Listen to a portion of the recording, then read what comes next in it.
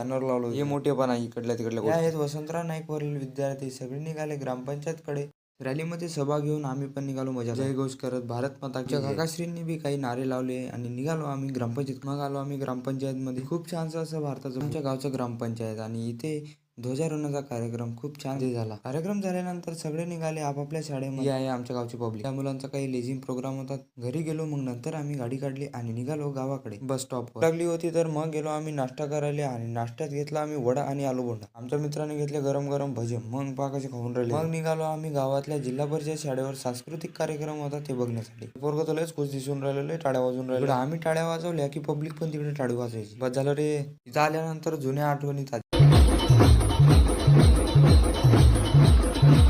आमच्या मित्राने dance beans केला. मग लहान लेकरासारखे चाट वाजून राहिले. मग इथं होता आरसा कसं दिसून राहिलं. मग भाऊ चालू झाला आमच्या गावचा सुपरस्टार गोविंदाचा डान्स.